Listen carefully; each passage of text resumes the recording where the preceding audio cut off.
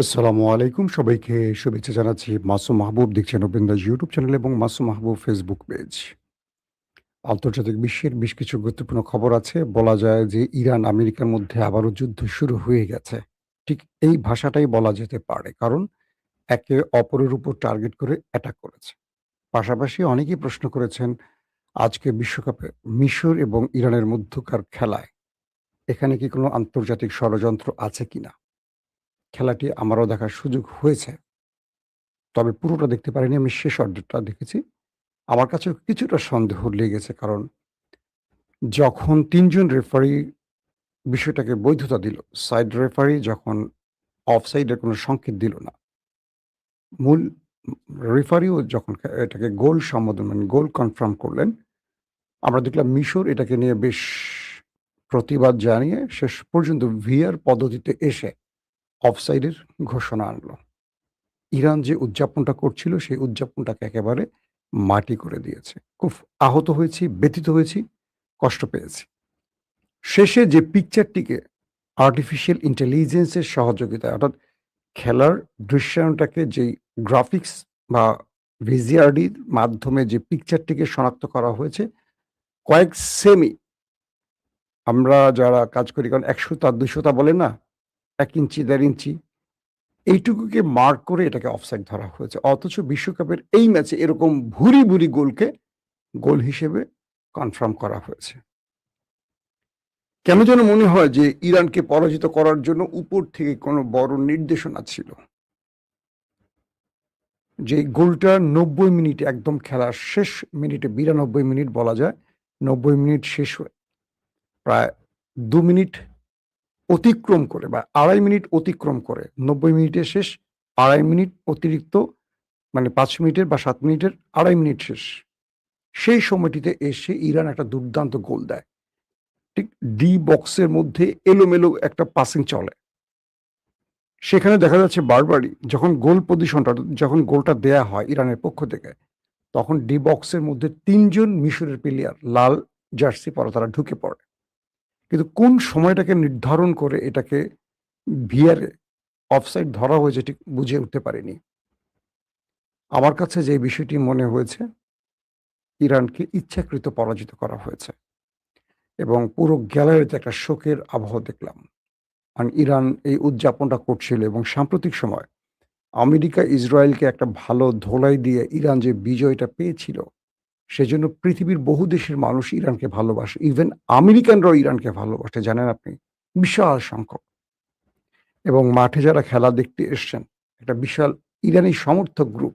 তারা ইরানের জনগণ বিষয়টা এরকম না। পৃথিবীর বিভিন্ন দেশের তারাও কেঁদেছেন এই দৃশ্যটা দেখে। আমিও সত্যিকার অর্থে খুব ব্যথিত হয়েছি। দর্শক, আসেন আজকের মূল খবরে চলে যাই। যেহেতু খেলা নিয়ে এই বিষয়টি নয়, এখানে অনেক নিয়ম-কানুন থাকে। সব নিয়ম হয়তো আমি জানি না। আমেরিকা এবং ইরানের মধ্যে আবারও সংঘর্ষ হয়েছে। সংঘর্ষের সূত্রপাতটা হরমুজ প্রণালীতে একটি জাহাজকে ঘিরে। সিঙ্গাপুরের পতাকাবাহী একটি জাহাজ হরমুজ প্রণালীতে এসে ইরান যে নির্ধারিত রুট বলে দিয়েছে, অর্থাৎ এখানে যে জাহাজগুলো আসা যাওয়া করবে তার জন্য ইরান নির্ধারিত একটি রুট বলে দিয়েছে। তার বাইরে হয়তো মাইন পোতা থাকতে পারে বা বাইরে কোনো কারণে কেউ অ্যাটাক করতে পারে, করে ইরানের নাম দিতে পারে। যেজন্য সকল জাহাজকে একটা নির্ধারিত রুটের ম্যাপ তৈরি করে দিয়েছে ইরান যে তোমরা এখান দিয়ে যাবে। এই সময়টিতে আমরা তোমাদের সর্বোচ্চ নিরাপত্তা দেব। কারণ এই জায়গাটুকুর নিরাপত্তার জন্য আমরা আমাদের নৌবাহিনীকে মোতায়েন রেখেছি। কিন্তু রহস্যজনক কারণে সেই জাহাজটি ইরানের নির্দেশ ফলো করে না, অমান্য করে।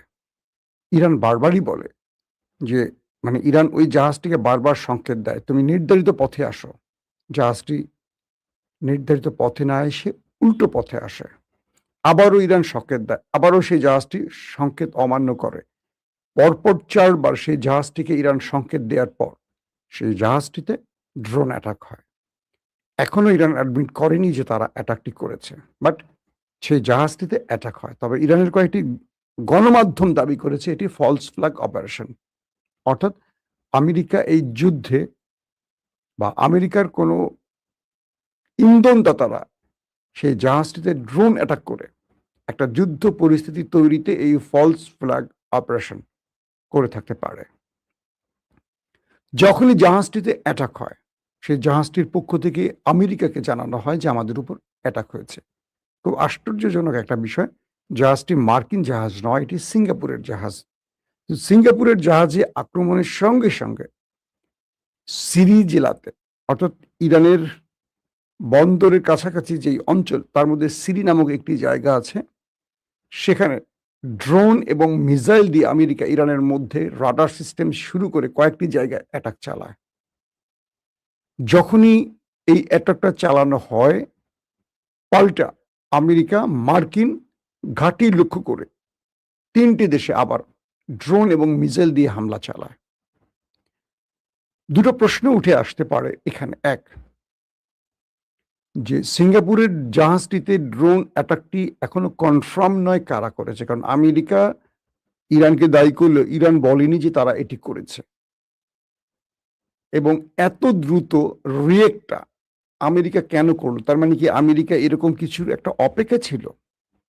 এক।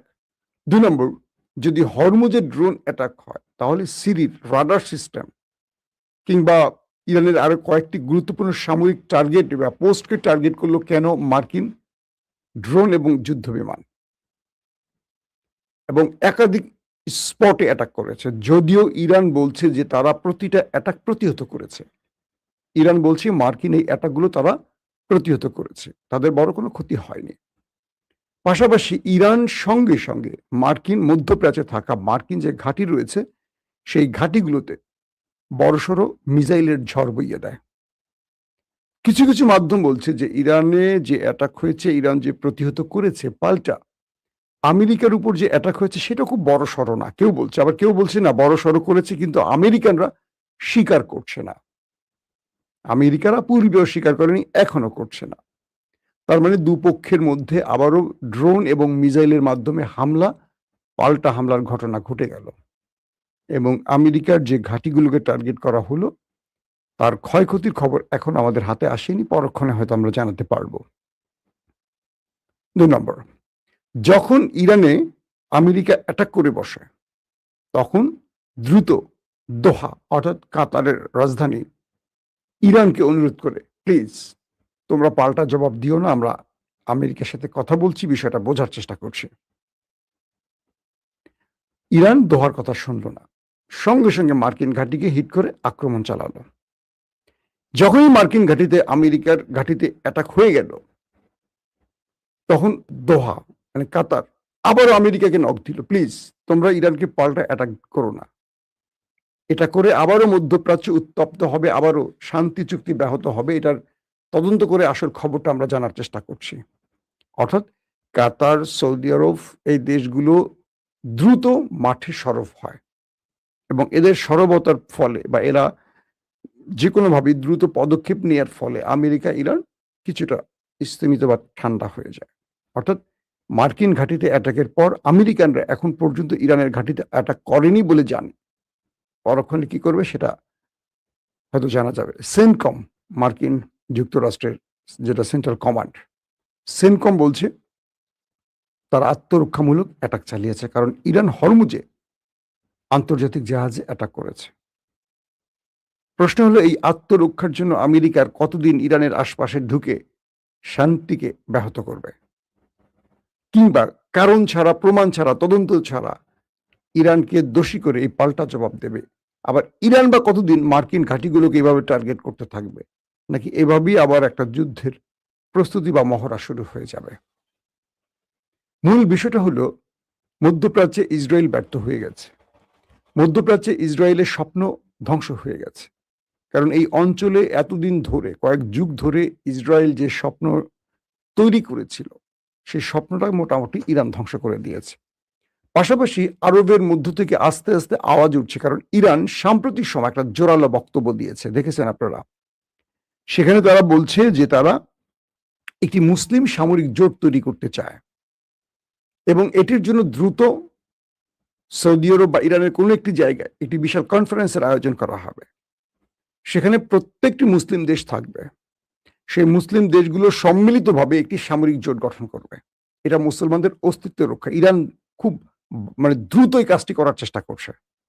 আসছে বিপদকে টের পেয়ে ইরান এখন এই কাজটিতে মনোযোগ দিয়েছে এবং প্রত্যেকটি মুসলিম দেশকে নিয়ে ইরান এই সামরিক জোট করতে চায়। ইরান বলছে না যে আমি মোড়ল থাকবো না, আমরা সবাই মিলে একটি সামরিক জোট করব। সেখানে সব মুসলিম দেশ থাকবে এবং এখানে গালফ কান্ট্রি, আরব কান্ট্রির মূল টার্গেট ইরানের কাছে, কারণ এতদিন আরবের জন্য দুটো রাষ্ট্র বিপদ ছিল, একটা ইরান, একটা হলো ইসরায়েল। তো ইরানের সাথে এখন আরবের সম্পর্ক তৈরি হচ্ছে, সেটা তুরস্ক এবং পাকিস্তানের মধ্যস্থতার মাধ্যমে। তো আরব দেশগুলো বলছে যে আমরা ইরানের সাথে একটা সমঝোতা চুক্তি করব যাতে ইরান আমাদের উপর আক্রমণ না করে। আবার এখানে মূল খেলাটা খেলছে ইরান। ইরান এখানে আরবদেরকে বলে দিয়েছে তোমাদের দেশের ভেতর থেকে মার্কিন সবগুলো ঘাঁটিকে সরিয়ে নাও, অর্থাৎ আমেরিকার কোনো ঘাঁটি তোমাদের দেশে রেখো না। প্রথম শর্ত দিয়েছে ইরান আরবদের, আরব রাষ্ট্রগুলোকে। দ্বিতীয় শর্ত দিয়েছে ইরান যে তোমরা যদি মার্কিন ঘাঁটি রাখতেও চাও তাহলে আমাদের চুক্তিবদ্ধ হতে হবে যে মার্কিন ঘাঁটি ইরানের বিরুদ্ধে ব্যবহার হবে না, মানে আমেরিকার কোনো ঘাঁটি ইরানে আক্রমণ করতে তোমরা দিবে না, অনুমতি দেবে না, একদম চুক্তি করতে হবে। আরবরা এই চুক্তিতে রাজি হতে পারে বলা হচ্ছে। ইরান এখানে আসলে যে খেলাটা খেলছে যে যদি ইরানের সাথে মার্কিন ঘাট মানে আরবের এই চুক্তিটি হয়ে যায় যে কোনো আরব রাষ্ট্রের ভেতর থেকে ইরানকে টার্গেট করে আমেরিকা আক্রমণ করতে পারবে না, তাহলে আমেরিকা এই আরবে বসে থাকবে না। কারণ আমেরিকা মূলত ইরানের জন্য এখানে আসছে ইসরায়েলকে রক্ষা করবে আর আরবের পেট্রোডলার লুট করবে। ইরান প্রথম ধাপেই তার নিজের নিরাপত্তা কনফার্ম করতে চায় চুক্তির মাধ্যমে। দ্বিতীয় ধাপে আমেরিকাকে আরব থেকে ছিটকে ফেলবে। এখন আরবরা চাইলেই একদিনের নোটিশে আমেরিকাকে তাদের দেশ থেকে ঘাট ধরে বের করে দিতে পারবে না, সম্ভব না, কারণ তারা অনেক যুগ ধরে এখানে আছে, একটা বিশাল ঘাঁটি তৈরি করে ফেলেছে আরবরা। তাদের হাতেই বলা যায় যে এই রাজপ্রাসাদের চাবি আর আমেরিকানদের হাতে। তো এখন কি করবে? ইরান বলছে যে তোমরা যদি মার্কিন ঘাঁটি রাখো রাখো, কিন্তু আমাদের বিরুদ্ধে এই ব্যবহার হতে দেবে না, এই চুক্তি করো, তাহলে আমরা তোমাদের সাথে চুক্তি করব। এর ফলে ইরান তার নতুন খেলাটা, নতুন রাজনীতির চালটা মাঠে ছাড়তে চায়, কারণ এই চুক্তিটি হয়ে গেলে আমেরিকা মধ্যপ্রাচ্যের কোনো ঘাঁটিতে বসে ইরানকে টার্গেট করতে পারবে না। তখন কি হবে? আমেরিকা আস্তে আস্তে এখান থেকে চলে যেতে শুরু করবে। পাশাপাশি যখন আমেরিকা আক্রমণ করতে পারবে না তখন ইসরায়েল হয়ে যাবে অনিরাপদ, কারণ ইসরায়েল যদি কোনো মিস অ্যাডভেঞ্চার করে ইরানের বিরুদ্ধে তখন ইরান শক্ত জবাব দেবে। কারণ আমেরিকা জানে ইরান যদি ইসরায়েলকে চেপে ধরে বেলুনের মতো ফুস হয়ে যাবে, কারণ ইরানের কাছে ইসরায়েল নামক দেশটা একেবারে ছোট, একেবারে ছোট। আর ইসরায়েলের যত প্রযুক্তি যা কিছু আমেরিকা থেকে আসে, কিন্তু এই পর্যন্ত যুদ্ধে এত প্রযুক্তি থাকার পরও আমরা দেখলাম যে ইসরায়েল খুব ভালোভাবে মার খেয়েছে ইরানের হাতে। এখন ইরান এই খেলাটা শুরু করছে, যে কোনোভাবে মধ্যপ্রাচ্য থেকে আমেরিকার ঘাঁটিগুলোকে সরাবে এবং এই চালটির মাধ্যমেই ইরান মধ্যপ্রাচ্যে তার বিজয় আনবে। আর যদি মধ্যপ্রাচ্য থেকে মার্কিন ঘাঁটিগুলো চলে যায়, ধরে রাখেন আরবের যে সামরিক জোটটি হতে পারে বলে শুনছি ন্যাটোর আদলে, সেটি খুব দ্রুত এগিয়ে চলবে। যদিও আমেরিকা ইসরায়েল এটা হতে দেবে না, তারপরও আরবরা ইরান, তুরস্ক, পাকিস্তান সহ দক্ষিণ এশিয়ার মুসলিম রাষ্ট্রগুলো যদি এক হতে পারে তাহলে নিঃসন্দেহে ইরান যেটি চাচ্ছে মুসলিম সামরিক জোট, এটি সম্ভব হবে। দর্শক, আজকের মতো বিদায় নিচ্ছি। ইনশাআল্লাহ আজ রাত 10টা থেকে 11টার সময় আরেকবার আসার চেষ্টা করব লাইভে। সেই পর্যন্ত সবার কাছ থেকে বিদায় নিচ্ছি। আল্লাহ হাফিজ।